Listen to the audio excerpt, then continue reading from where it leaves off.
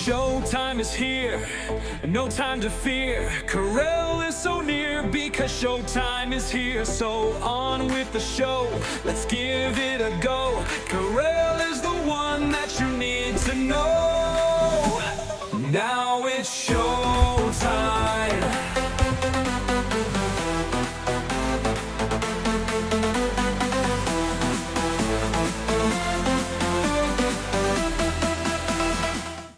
All right, we're going to have a Davos wrap-up, what happened there, and we're going to talk to Tom Moore about realistically moving to Canada. What do you realistically need to do? Oh, got to get down here in my lens. There we go. All right, we're going to... I had to shrink. Now it's All righty. It is the Karel Show on Thursday, January 2nd. So glad you are joining me on this Thursday, January 2nd. January 22nd. I wish it was January 2nd. Good Lord. All right, my camera's a little discombobulated today because I did interviews. You're going to see one of them later on. In the saga of the AirPods, for those of you from yesterday, I went back to the park where it said they were, and suddenly they had moved down to Panda Express on Spring Mountain. So I went down there and walked in and said, who here has my headphones? And nobody would fess up, even though it said they were in that building. It was just, they're gone. So I had to go buy new ones. But yeah, someone stole them. They took them. But whatever. That's, all is fair in love and war, right? So my friend Gavin Newsom, who texted me at 1 o'clock in the morning because he was still on Davos time, he was glad to be home. I'll tell you, I don't share publicly what we text. But trust me, he's glad to be home. He said it was a long 72 hours. I don't think he would be mad if I shared that with you, that he said it was a long 72 hours. His speech there was spectacular, as you know. He was blocked out of the USA House by Trump, who is petty and vindictive, as we know. And, more alarming than the substance of Davos is the fact that Trump is mentally unraveling on the world stage.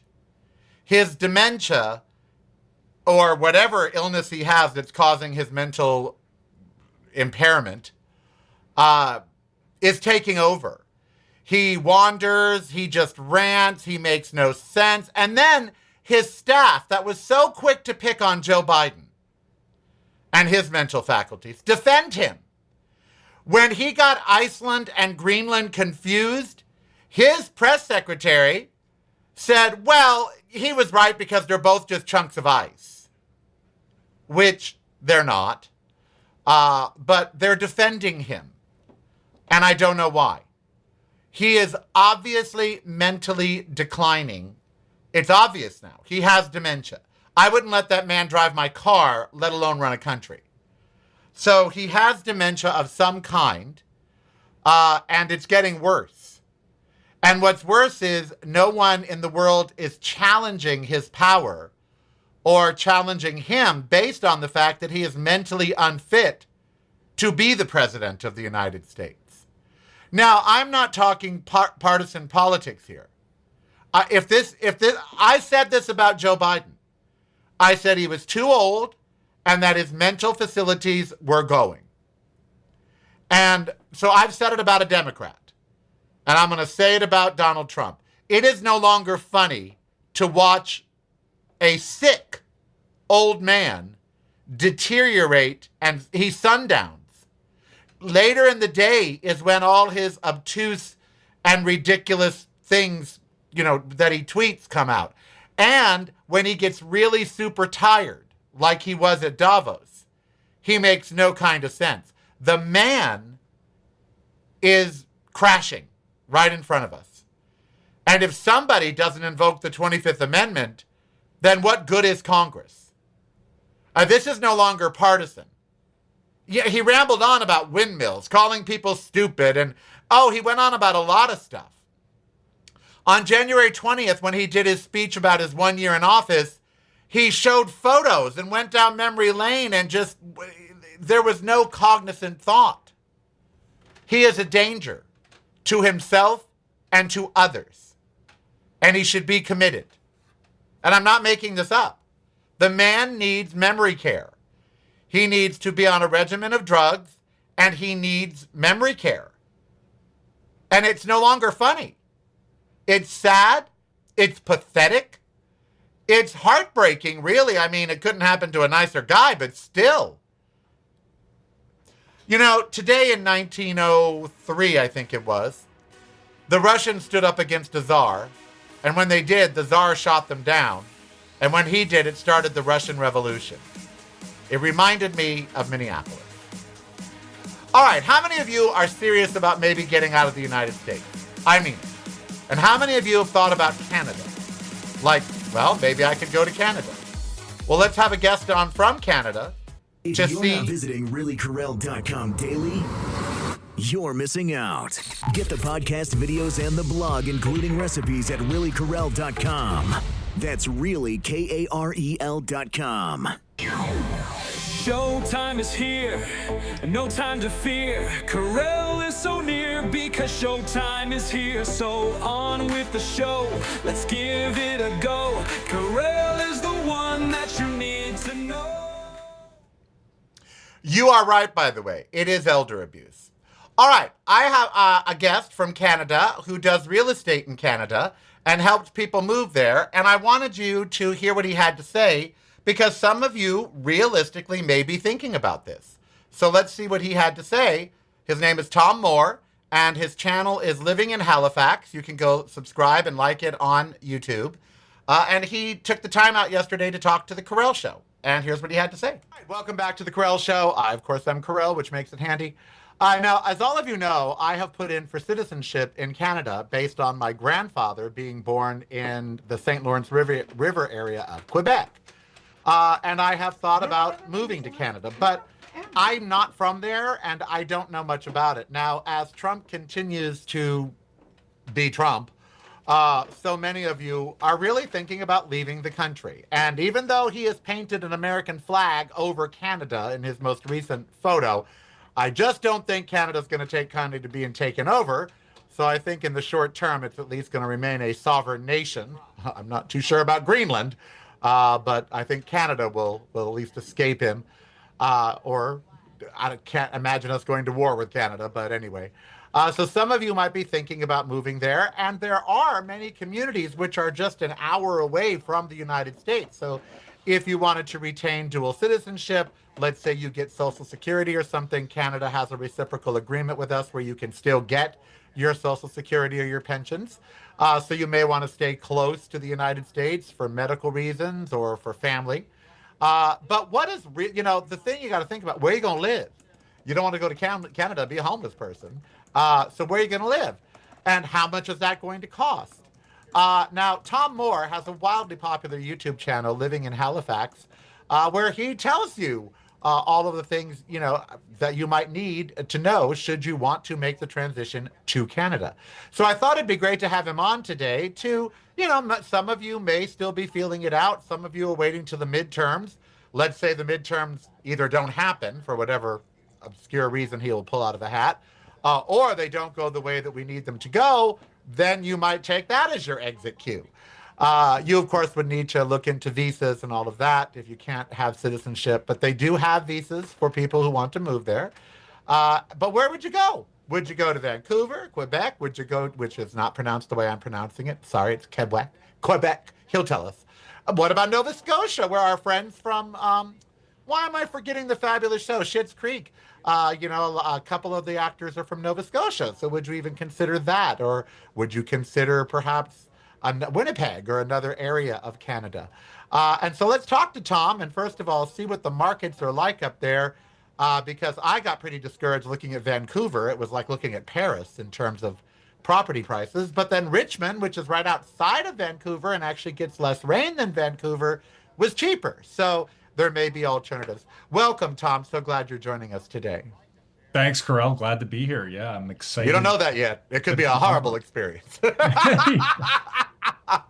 All right, so let's talk about real estate in Canada. But before we begin, your show, how did your show come to be, Living in Halifax? Are you a native Canadian? And if not, when did you move there? Yeah, so I was actually born and raised in Halifax, lived in Toronto for a year after university, but I got into real estate right actually around COVID. And during that time, one of my very good buddies was also getting into videography. So we decided to start off a little YouTube channel where we filmed basically neighborhood tours around Halifax, and it got quite a bit of pickup at that time, more so from people from across, Ontario, Alberta is another big province, and BC, where Vancouver is, that were looking to get outside of the big cities, get into a more moderately sized city, and still have access to the outdoors during COVID. Now, Nova Scotia, I did not just see I saw a wonderful play set in Nova Scotia, actually. Far and Away I'm sure you're aware of it because it's set in Nova Scotia. Because all the planes that were going transatlantic used to stop there to gas up.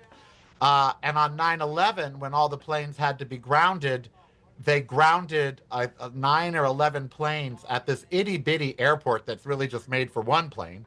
And all the people from the town came and welcomed all these passengers and brought them into their homes and brought them food. It's a true story. It's a wonderful play. And it made me just love the people of Nova Scotia. I was like, oh my God, how kind and marvelous they are. So that was my exposure to Nova Scotia. But so let's talk about real estate.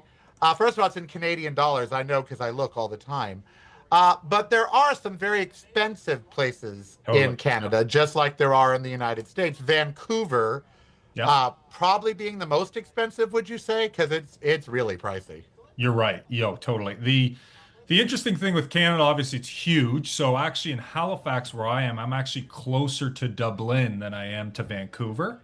But Vancouver it's the tip top of the market across Canada. You're on average in Vancouver, you're seeing things trade around the 1.2-ish million dollars. Now that's Canadian dollars, which your viewers, I think the conversion is something like 73 cents. It's still $1 million. No matter how you slice it. I was looking for a condo in the gay district there, because I thought if I'm going to move, I might as well be around my people. And condos in that downtown gay area of Vancouver are literally 800,000 for a one-bedroom on up. Which is when I discovered Richmond. And I think this is part of what you do. And I'll let you get to your top 10 things that you want to tell us. But, I looked just outside of Vancouver, and here was Richmond, which isn't that much cheaper, but you can get something for 500,000 there instead of $1 million, and it's only like 14 miles away. And it gets actually less rain than Vancouver for some strange reason. So there are situations like that where if you are looking at Canada, maybe you shouldn't look at the Torontos and the Vancouvers, but you should look at the places around the Torontos and the Vancouvers. Totally. I mean, it completely depends. Like a lot of my clients that come up from the States are, like you mentioned, they're looking for something that's pretty close. We're about an hour and a half flight to Boston. So Halifax is completely different than Toronto and Vancouver. We've still got about 500,000 people that live around the outside areas. But our average house prices here are 560, 570,000, and that's for a home, right? So it really depends on where you want to move, what kind of lifestyle you want. Canada's got a little bit of everything. You mentioned Quebec. That's completely, they're speaking a different language primarily. Yeah. Now, for the viewers that don't know, this is what I found out with my family being from that area, Quebecois, as they say. Quebec likes to think of itself. Quebec is to Canada what Henderson is to Las Vegas. People in Henderson don't say they live in Las Vegas. They don't say they live near Las Vegas. If they speak, we call it Hendertucky here, but they don't speak well of Las Vegas, even though they are literally 8 miles from where I'm sitting. They're part of the Vegas Valley, but they just don't picture themselves as part of the Vegas Valley. They are in Clark County, but they're loath to admit it. Quebec sees itself as almost a separate, I don't want to say a separate country from Canada, but they speak French there. They're very proud of that. If you don't speak French, they just don't like you. And they like to think of themselves as a little bit separate from Canada in general. Would you agree with that? Totally. It's they have their own culture. They have language laws, for instance. Montreal is a little bit unique where there's a lot of English that is spoken there. But the rest of the province, which is obviously our version of your guys' state, is very French. I mean, Montreal, if you've been there, it's a beautiful city as well. But they have their own culture, their own food, their way of doing things, and they have, in the That is past. where my family on both sides are from, the Montreal area, St. Okay. Lawrence River, St. Blaise Day, something or other. My mother's maiden name is Tremblay. My father's name is Boulet. Oh, wow. And they both trace back to that area for several generations, and then France prior to that. Totally. So I'm a St. Lawrence, River kind of guy. Now, you have 10 tips because, a lot of Americans, I'm sure you've seen a surge under Trump. And I know that your passport office and such there's a 10-month wait to see if you can become a citizen. Yeah. You have 10 tips for people that are looking, seriously looking to either relocate forever or relocate for a year or 3 years until this guy is gone or whatever the case. So what are some of the tips that you bring to the table and say, look, if you really are looking up here, here's some guidance? Yeah, I mean, I think like anything, there's a big decision. So starting off with doing your research is important. We just mentioned a whole bunch of different places across Canada. Everybody's going to have their own thing that they're looking for. Now, is it all crap weather or are there No, we 43 do years get. in Los Angeles, hon, where it was sunny 300 days Yeah, a yeah, year? yeah. So, is it all like cloudy and rainy and gray, or are there some areas that are more sunny than others? So there's a few areas. Halifax, where I am. Basically, if you think of Canada, the ends of Canada have kind of different climates.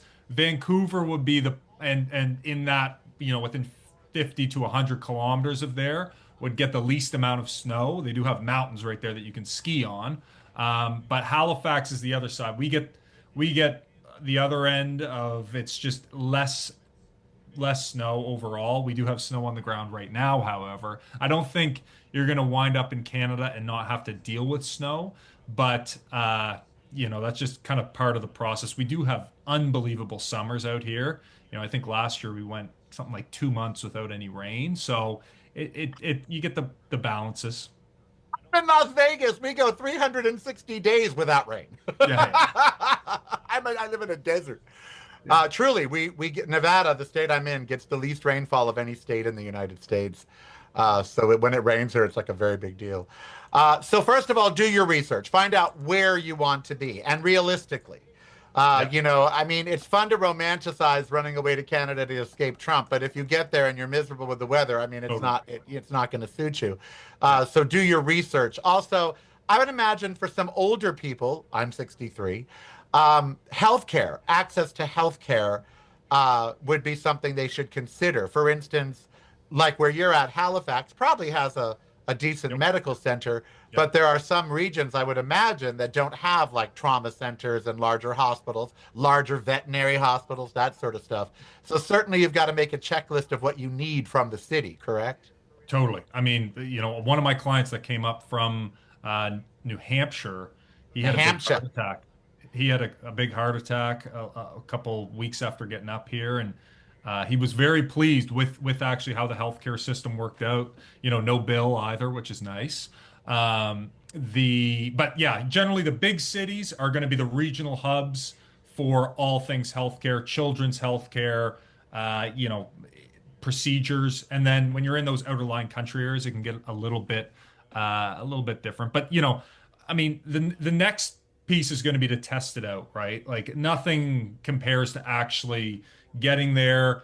We have different culture. You mentioned the people of the East Coast at the start. We tend to be known for having very friendly people, a ton of beaches everywhere, very kind of outdoorsy and folk musicy community. I mean, I'm making it sound like we're kind of in the sticks, but it's people really enjoy each other's company out here. But then you're gonna figure out what is on that list that you've checked off. You're gonna have to probably go visit a few spots to I moved to Vegas without ever being here other than visiting, and I there you go. sort of regret that. So like for me, my checklist, LGBTQ community, because there's not one here in Vegas. There's no sense of community here, and that's driving me crazy because I came from LA where we have Boys Town and Long Beach where we have a whole area. So certainly an LGBTQ community is important to me. And I am a vegan.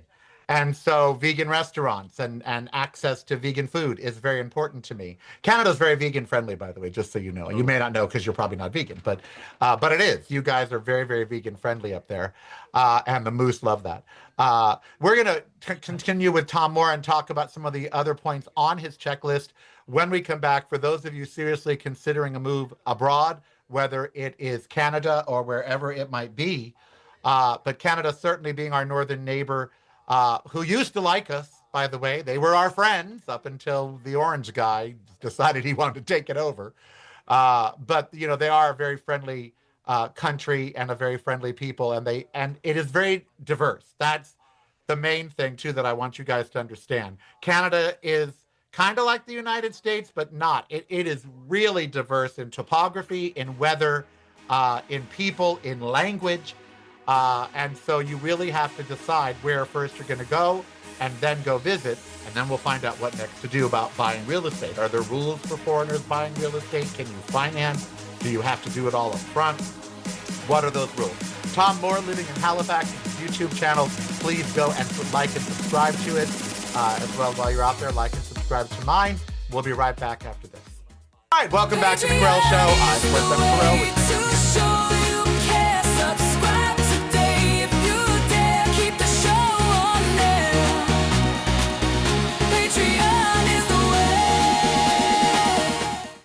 Now it's showtime.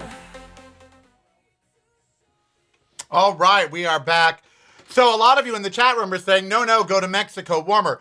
Look, one of the things I want to do on the show going forward is to have guests come on from Mexico, from Canada, from Lisbon, you know, from places that you might be considering for retirement, to escape Donald Trump, whatever it might be, and tell us the reality of it. It's fun to romanticize it in your head. Like, oh, I'd love to escape to where? I'd love to go here. I'd love to go there. What's it really like? Okay? You know, what is it really, truly like to go there? Now, I know that living in a cold climate is not something that I would maybe do well with. I don't know. Now, a lot of you are splitting your time between me and Jack Smith. And let me tell you why I'm not watching Jack Smith or covering it. Because it's not going to matter one fucking bit. Okay? It's not. It's not going to matter. And that's sad, but it's not going to matter. No matter what he says to Congress, they're not going to impeach Donald Trump. Jack Smith had the goods. He had the evidence to convict Donald Trump of crimes. He has it. He had it, and he has it. But Congress is not going to do anything with that evidence. And he's fighting to save his own life because now we prosecute people who accuse Trump. Look what's happening in Minneapolis and Minnesota. They're not investigating the officer who shot Renee Good. They're investigating the mayor and the governor, not the person who did the shooting. We are in an upside-down world, and there is nothing that Jack Smith said or done currently in front of Congress that's going to matter. It's not going to matter a bit. And MAGA isn't watching, and even if they were, they wouldn't believe him. See, you all live under this older paradigm. This paradigm that, well, if people are just told the truth, they'll change their minds. If people can just see Donald Trump for who he really is, they wouldn't support him. That's where the Democrats have made their biggest mistake. Donald Trump could literally assassinate someone on camera, and they would forgive him. He was right. He was fucking right when he said he could go into the middle of Fifth Avenue and shoot someone and still win the election. He was right. And I hate that that's a fact. It's a fact. And we have to deal with that fact. Okay? That's why I'm having this guy on from Canada. If you think this is going to get any better before the midterms, you're wrong. Nothing is going to happen between now and then except bad things. No good thing is going to happen for America, short of Donald Trump dropping dead from dementia or heart disease, between now and the election. Nothing. It doesn't matter who testifies before what. Nothing. Because according to a New York Times poll this morning, yes, 51% of or 53% of people overall disapprove of Donald Trump and the way he's handling everything. But when you break it down by party, and this really shocked me, because 8% of Democrats actually said that it's okay now. An overwhelming 82% of Democrats said it's just horrible. But when you look at the Republican, over 65% of Republicans approve of what Donald Trump is doing. And when you look at disapprove, it was only 20%. 15% think it's the same as under Biden. So when you have that kind of rift and that kind of split, and the Democrats are not in power, the Republicans are, they're happy with him. And I know you find that hard to believe. They're happy with Donald Trump because their party is making money, is getting what they've wanted forever, white supremacy, white, cisgendered, heterosexual supremacy. So Republicans are happier than Donald Trump at an underage teen beauty pageant. And so what's it matter what Jack Smith said? Nothing good is going to happen between now and the midterms. Why do you think I have a guest on about Canada? If this seriously bothers you, you need to consider leaving the United States at least until the midterms, if you can afford it. James Cameron just announced he moved his entire family to New Zealand permanently. And he's a Canadian, so I guess he doesn't like the weather up there. All right. Let's go back to Canada. All right? Let's get some more from Tom Moore because he brings up some great points. Tom Moore is my guest. Living in Halifax is his YouTube channel. As so many, it just happened because he was bored during COVID and wanted to give you home tours around his neighborhood, and now it's widely successful. He's got some tips for people that are seriously consider moving to Canada. Let me not, well, it's hard for, I've been monopolizing interviews for 40 years, but let me try to let you speak and get some of your other points out about, you do have a top 10. We've gone over a couple of them. First of all, do your research. Second of all, go visit so you're not totally taken by surprise when you get there. What are some of the others? Next one would be to pick an immigration attorney. Obviously, when you're moving to a new country, there's a few different pathways. Some people go like yourself, birthright. Maybe there's some citizenship pathway that you could take, or maybe there's some sort of work permit, a job opportunity. But you're going to want to consult an actual immigration attorney, obviously, to figure out where you lie. And that's an important thing, people. Look, there's a lot of TikToks and YouTubers out there saying, oh, just watch me and I'll tell you everything you need to know. You know what? That's like going to court and telling the judge that your attorney is going to be a YouTube video. It's dumb. Spend the money. It's not that much money. I know I got an immigration attorney to help me with my birthright thing. So it's not that much money. It could be under $1,500 really. And so get yourself, you're going to be spending thousands in the move. So just consider it a cost of moving, like a moving van. Get an attorney because there are visa programs. There are retirement visas. There are work visas. There's digital nomad visas. There's residency that can lead to permanent residency. So you get a visa every year for a year. And then after 5 years, you can apply for permanent residency. So there's a lot of different avenues, a lot of different ways that you can go. but an immigration attorney is going to know those ways. Don't trust anything you hear online, because we're talking about legal issues here, and we're talking about your smooth transition from one country to another. So please follow his advice. It's broadcasting from a completely different point of view. Next one will be the Yours. fact that Canada has its Listen own real daily estate to the rules, Karelcast on and your they differ favorite by streaming province. You service. mentioned, actually, which is something that's very relevant to your viewers, is that currently we have a sort of foreign buyer ban on You're listening to the Now, Karelcast. funny enough, Driving a you couple months home ago- or driving you crazy. It's broadcasting from a completely different point of view. Yours. Listen daily to the Karelcast on your favorite streaming service.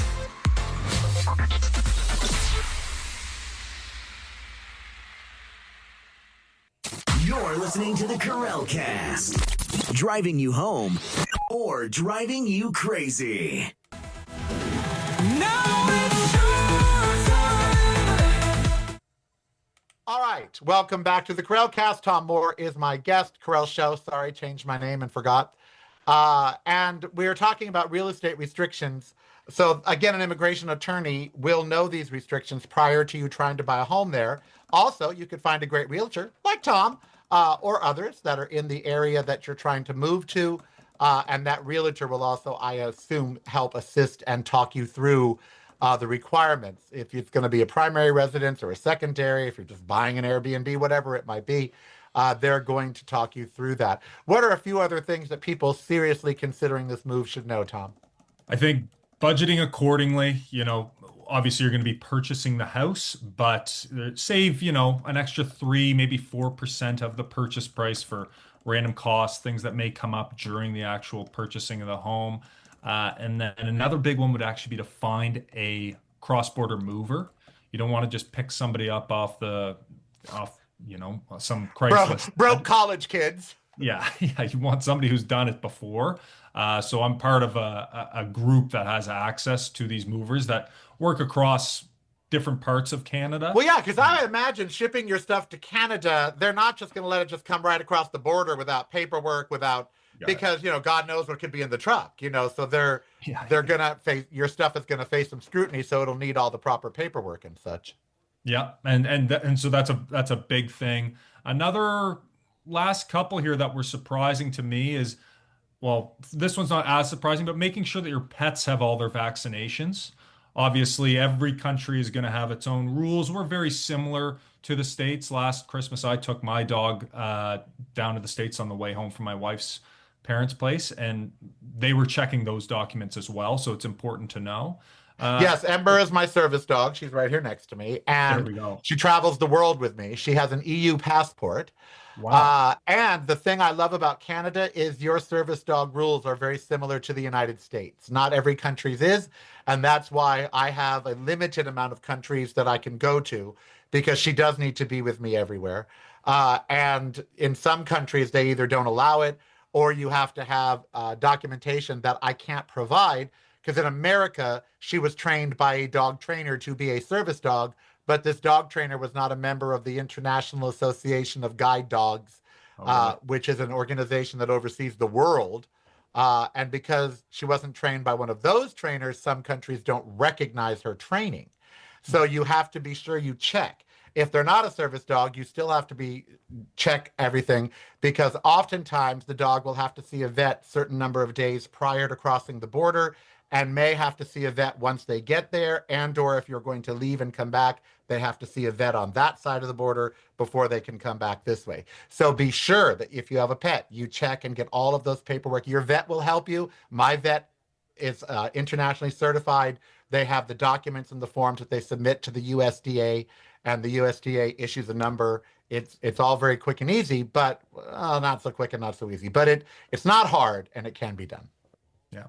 Yeah, I mean, it's important. Obviously, you don't want to get to the border and not have that. Yeah, sort of- be turned away. All right, Tom Moore has been my guest. Living in Halifax is the name of the YouTube channel. I'm sure that he gives more of these tips. Plus, you can go and look at some property there. I mean, obviously, you may want to look around, and his YouTube channel is just filled with property there, and I'm sure he tells you the prices and Nova Scotia. Many of you might not have even considered Nova Scotia, but it's a eastern seaboard town. I imagine get some storms. But, you know, if you're used to the weather on the eastern seaboard, it's not going to have anything more different than Boston or New York or Rhode Island or wherever. So certainly something to consider. Tom, thank you so much for your time. You know, I hope to be seeing you soon in your country because I got to get out of here. You know, how does your country feel about woke gay vegans? That's what I really need. We welcome them. You actually do. So thank you very, very much for joining me and not holding a grudge and saying I'm not going to talk to an American because they want to take us over. Not all of us do. And I'll be checking out your YouTube channel. And perhaps one day I'll be buying a house from you. Thanks so much, Karel. I appreciate you having me on. No worries. All right. We'll be back right after this. Don't go anywhere. You've only got 90 seconds. What you going to do, honey? Well, if you're a man, there's a lot you can do in 90 seconds. Trust me. All right. We'll be back. All right, welcome back to the Karelcast. Tom Moore is my guest. Karel Show, sorry, changed my name and forgot. And we're talking about real estate restrictions. So again, an immigration attorney will know these restrictions prior to you trying to buy a home there. If you're not Also, visiting you can find a great realtor reallykarel.com like Tom. daily, you're missing out. Get the podcast videos and the blog, including recipes at reallykarel.com. That's really KAREL.com. Showtime is here, no time to fear. Karel is so near because showtime is here. So on with the show, let's give it a go. Karel is the one that you need to know. So I'm still learning about pre-taped interviews in this software. I'm sure there's a way to make it not loop, so when it ends, it ends. Boy, I have a great one coming on Monday with Jane Velez Mitchell. You may remember her from KCAL Channel 9 in Los Angeles. Or from Celebrity Justice with Harvey Levin, the precursor to TMZ. She now runs Unchained TV. And you guys always ask me, where's a great resource to become a plant-based eater? It's Unchained TV, which is an app for your phone, or it's on your smart TV, Apple TV, Roku, all of that. On Monday, Jane Velez Mitchell, media celebrity, will be here to talk with us about Veganuary and about a documentary, How Not to Die. Which you all should watch. So that'll be on Monday. I'm starting to book more guests. Look at me being a little talk show here. And my thanks to Tom Moore, very handsome and well-spoken. He's got a wife, though. Sorry, y'all. But, I mean, why wouldn't he? Look at him. And besides, he lives in Nova Scotia. What else is there to do to get married? All right. So Trump unraveled at Davos. It's elder abuse. I agree with you all. What's happening now is obtuse. And Jack Smith is testifying before Congress. Nothing's going to happen. And, you know, as far as I'm concerned, I'm very concerned about him trying to stoke a civil war. You know, today, my meme of the day, a lot of you know that I send a meme of the day to my friends to let them know I'm alive. And today, by the way, today's is so cute. Can I show you today's? Is there any way for me? Because Ember's little hat in today's meme is so cute. Okay, look. Here's today's meme, everybody. Okay, there. See that? So today in 1905 was Bloody Sunday in St. Petersburg. Russian troops fired on peaceful protesters that were petitioning Tsar Nicholas II, and they killed hundreds. And that ignited the 1905 revolution. Look at Ember's hat. Is it not fabulous? Does she not look like a little Russian revolutionary that she is? And so that's my meme for the day. If you follow me on Karel Official on Instagram, you will see my memes for the day. And when I read that, I thought to myself, God, he's going off a, 150-year-old playbook. Because Tsar Nicholas firing on peaceful protesters and starting a revolution is exactly what's happening with ICE on the streets of America. He has unleashed a paramilitary group that is firing upon us, and yesterday ICE decided they don't need warrants to break into your house. They changed their policy. But little does ICE know that you can't change the fucking Constitution, which protects us from that very thing. They seem to think if they change their policy that says, oh no, we don't need warrants, they seem to think that if they do that it's legal. It's not. It's not legal just because Trump and his goons say it's legal. It's not legal even if a lower court says it's legal. The Constitution, our only document that everybody pledges to, the military, the president, that document says it's not fucking legal. And if ICE does it and continues, this morning they used a 5-year-old as bait. They captured a 5-year-old to try to get his parents to come out of the house. What the fuck country are we living in? Russia? 1905? It sure feels like it. Is there a movie? Battleship Potemkin, the movie based on the 1905 revolt. Ember is a Parsons Terrier, in answering in the chat room. She is a Parsons Terrier. It's related to a Jack Russell. At least we believe she is. I haven't tested her DNA, but her mom was a Parsons Terrier. We don't know her dad. Like so many daddies, he is not present in the home, or wasn't, because her mom was found in a fireplace in an abandoned building, having been thrown over the wall to die in an abandoned building from the freeway.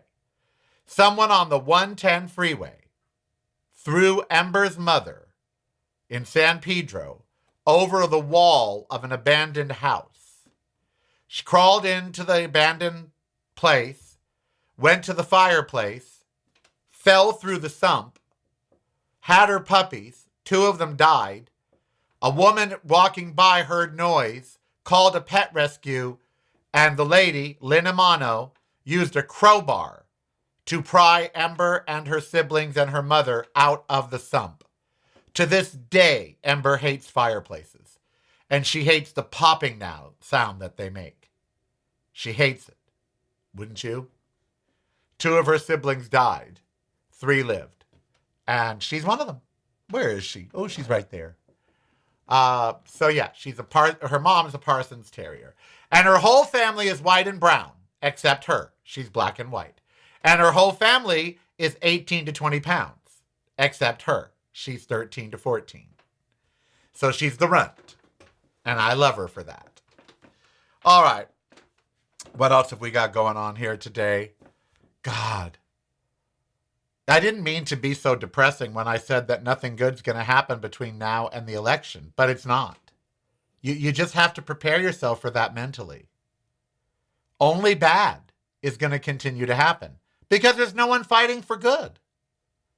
And we have a president who is literally infirm, sick, and demented. And we have a staff that is propping him up like Weekend at Bernie's.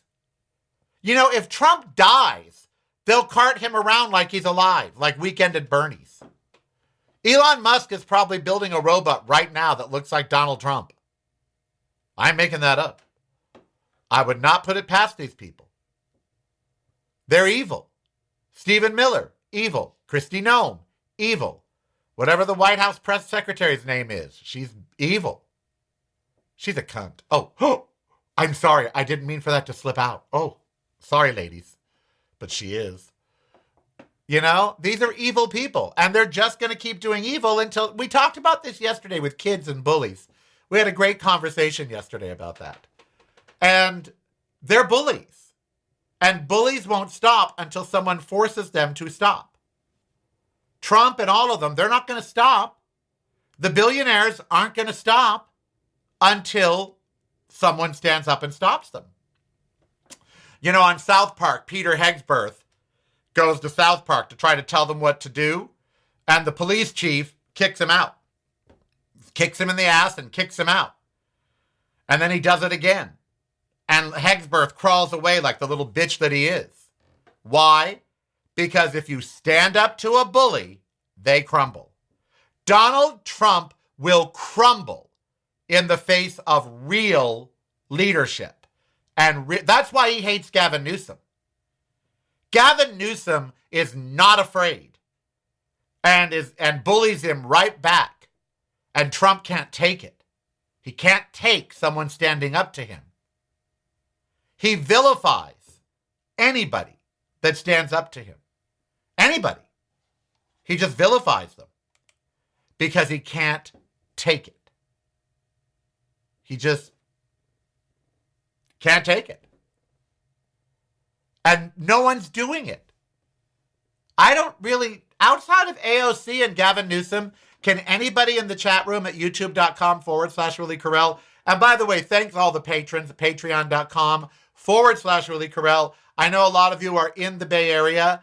I am talking to the Raz Room or to the Hotel Nico right now during the interview. They sent me a thing about April. Well, they wanted me to do St. Patrick's Day, and I said no. But they, breaking news. Trump DOJ suffers massive loss as a judge will not charge Don Lemon. There's nothing to charge. He didn't commit an offense. And Don Lemon said that. Don Lemon's all, I'm taking it seriously, but I'm not worried. I did nothing wrong. There's video of Don Lemon doing interviews saying, I am not with the group. So he has the goods. He has film of him not leading the group. He has film of him following the group in. He has film talking to the other side, trying to get their perspective, saying he's not with the group. He is just there to cover the story. He says that multiple times in multiple interviews. There's nothing to charge him with because we still have a fucking Constitution which has a First Amendment. And so the DOJ is like, yeah, we want him charged. And the judge is like, no. Let me see what it has to say. Oh, I hate when they throw up these ads. And I know they got to get paid somehow. I get it. Aaron Parnas is saying. So they did try to indict him. The DOJ. Wow. A federal magistrate judge said, nope, not charging him. Not doing it. According to Aaron Parnas. This is a significant development, and it comes as all right. Good for Aaron Parnas and good for Don Lemon. But I have to tell you, having the resources to fight that makes all the difference in the world. The fact that Don Lemon has millions of dollars is one of the reasons he wasn't worried. You or I, we'd be worried. But Don Lemon was like, no, I'm going to fight this. Vance is Trump's... oh, God, did you hear that Usha Vance is pregnant again? Ugh. Can you imagine having those two as parents, a self-loathing immigrant and a drag queen? Because, J.D. Vance is both gay and a drag queen. Oh, well, how could he be gay? His wife's pregnant. Do we know it's his? Or... gay men can father children. I almost did. Long story, a long time ago. We thought my high school girlfriend was pregnant. Because, yes, I was having sex with her. It was the late 70s. Then she wasn't. But we thought she might be. So, Usha Vance. Can you imagine? Pregnant. Again. It's like their fourth. Ugh. Disgusting. That's child abuse. Bringing a child into that family, child abuse. Speaking of which, you heard it here first about the Beckhams yesterday. Well, that fight is, everyone's talking about. I've had people ask me today, what's going on with the Beckhams? And I'm like, they have a bratty child. Not every child can be perfect. And this Brooklyn Beckham is bratty. He's going to complain about a wedding where Mark Antony was the wedding singer, a wedding that cost millions of dollars. But I do see in public a rift between the mother and the son. They don't like each other. You can tell. Maybe she's had enough of him. Maybe he's had enough of her. And you know what? I'm not blaming the son, by the way. He just doesn't like that life. Not every person likes a famous public life and the sacrifices you have to make to have that famous public life. They wanted him to sign something about his name, and so they were making some deal. And they needed him to sign the deal about his likeness and image and name and stuff, and he wouldn't sign it. He didn't want to give away any rights to his likeness, his name, whatever. And so him not signing it meant that their payday wasn't as good as it was going to be. So mom got mad. Well, in his defense, not everybody likes the life that they have. And so he is one of the famous kids who is revolting against the fame. And as soon as he doesn't have it and he doesn't have the money, you'll watch. He's going to self-destruct. I don't think his marriage will last. I don't. When a marriage is born out of that kind of drama, I don't know that it has a chance. The wife feels slighted by the family. She's not accepted by the family. And so when a son has to choose between his family or his wife, he'll choose his wife for a while, like Prince Harry, but then he's going to want back in the family, like Prince Harry. And Harry was in court testifying against the tabloids. He was almost in tears over how horrible they made Meghan feel. You know, I'm on Team Harry and Meghan, by the way.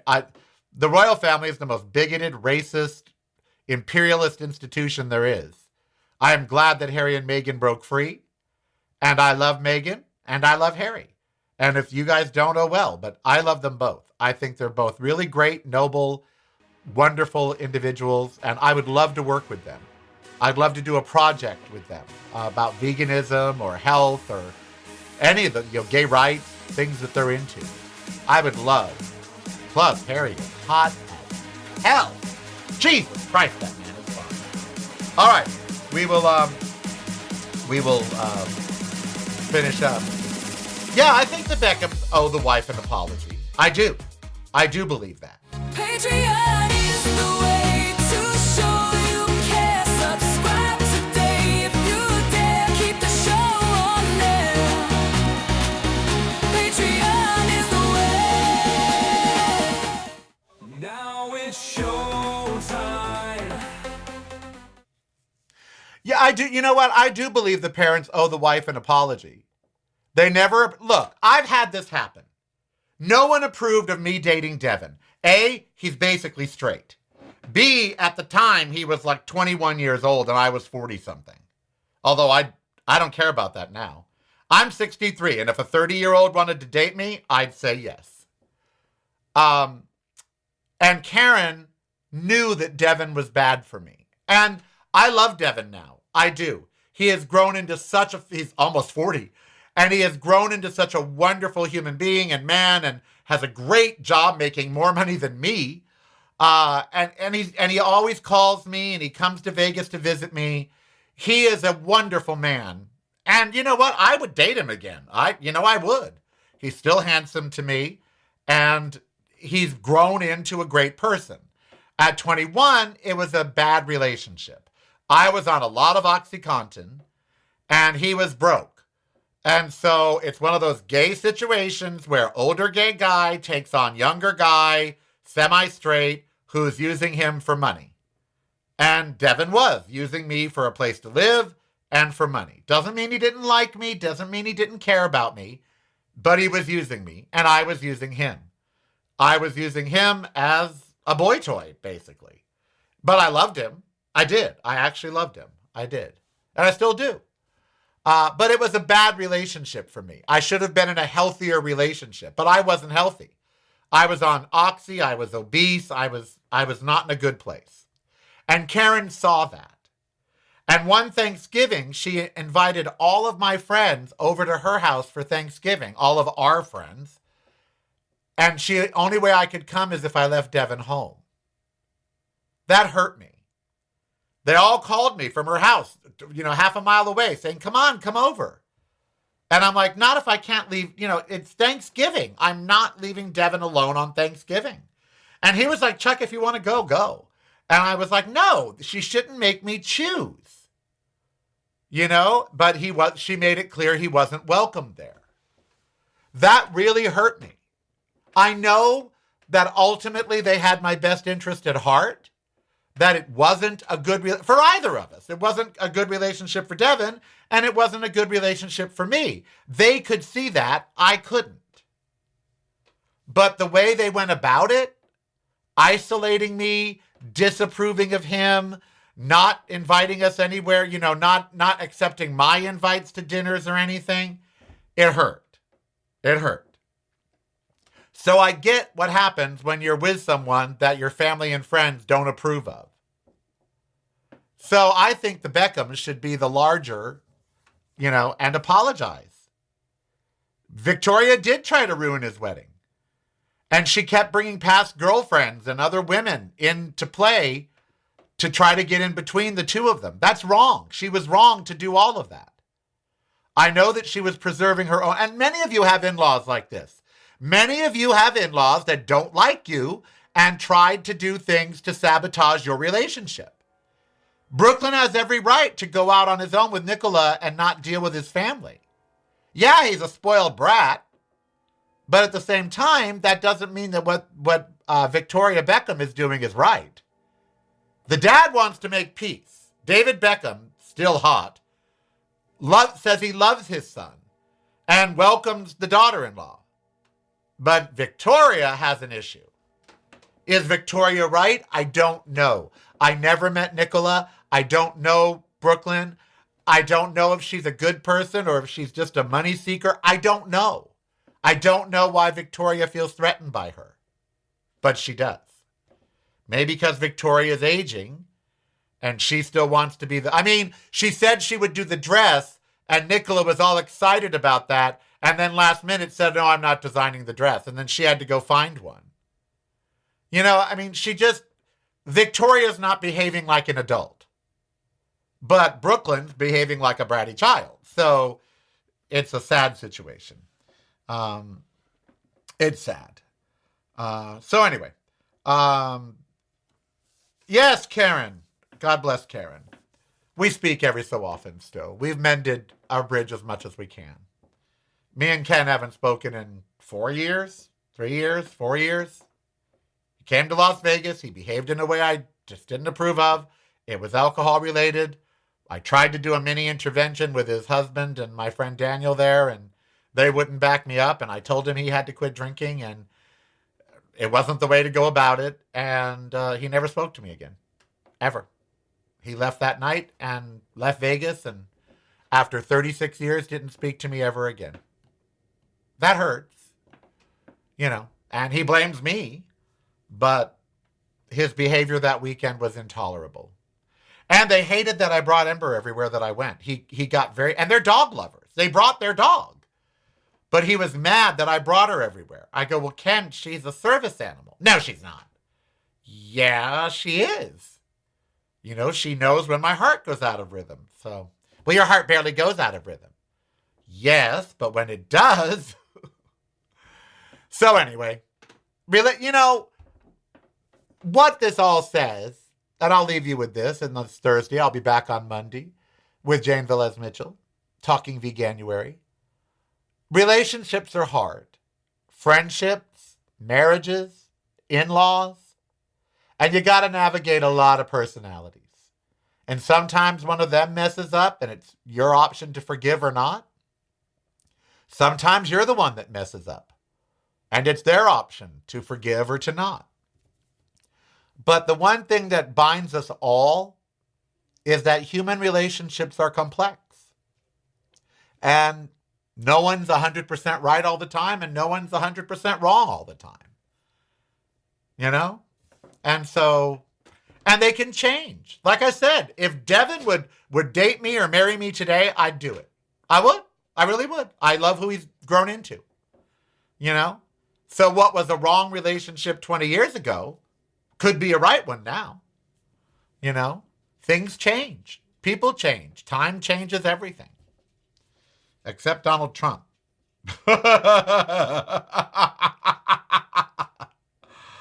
Oh, God, if they're arguing about e-bikes in the chat room. I hate e-bikes. I hate them.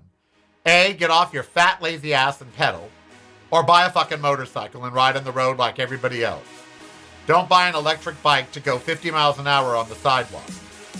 Pisses me off. Oh, well, I am Karel. You be who you want to be, so don't hurt anybody. We will see you on Monday. I love you so much. Patrons, patreon.com/Really Karel. Look for an email from me this weekend, patrons. There might be a little Zoom meeting going on if I don't go to LA. I may go to LA tomorrow and Saturday. It's broadcasting from a completely different point of view. Yours. Listen daily to the Karel Cast on your favorite streaming service.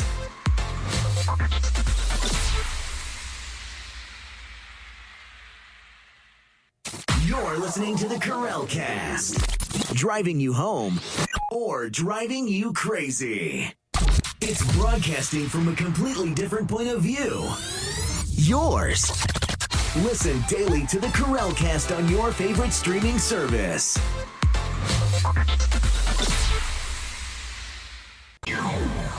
Showtime.